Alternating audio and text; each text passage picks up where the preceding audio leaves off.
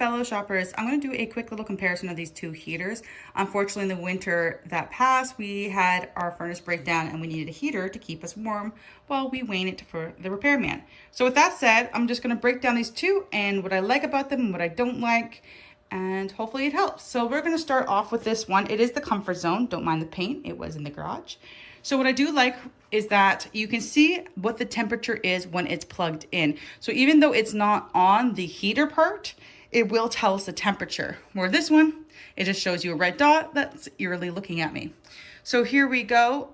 I'm going to turn this on so you guys can get an idea of how loud it is. So I'm turning it on here and you can hear the fan going. It is a bit loud. It's not overly loud, but it is noticeable. To me, I think it's noticeable. And you hit the fire button just on top and it will change the level of heat. So it does have multiple options, and then you can change and set it to what you want so that it will automatically turn off. It's very handy and good for safety. Here is a timer button, and then this will oscillate it. Now, because I moved it, it automatically turned off, and that is another safety feature. So if it comes up off the ground for safety, it automatically turns off, which is fantastic. So one thing I do not like about this as opposed to the other machine is that when you turn this off, it does take a long time for the fan to stop moving. So give you an example, I'm gonna hit the off button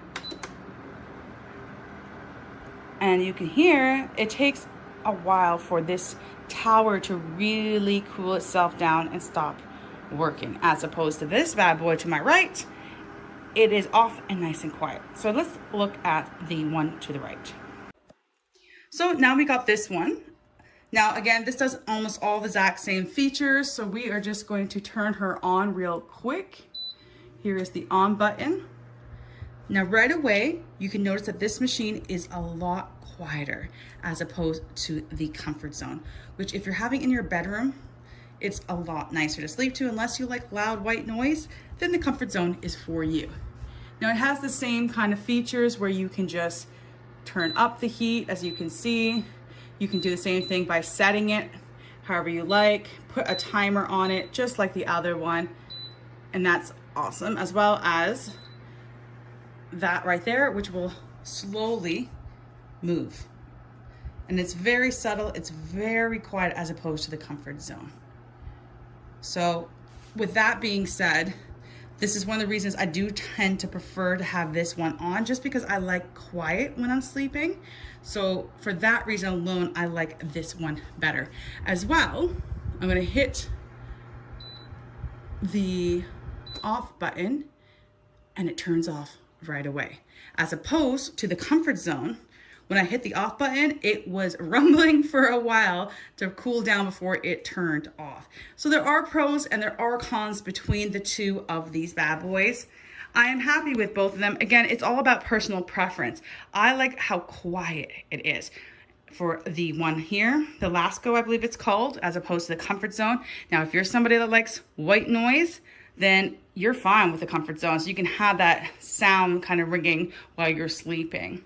Again, they both have that safety feature that if it is off the pedestal, it should turn off. I also like the fact that there is a spot on the back of this one for your remote control. So both of these do come with remote control as well, which is just convenient. So I hope this little video helped, had a little breakdown, answer some questions you may or may not have had. And I'm glad you watched, and bye for now.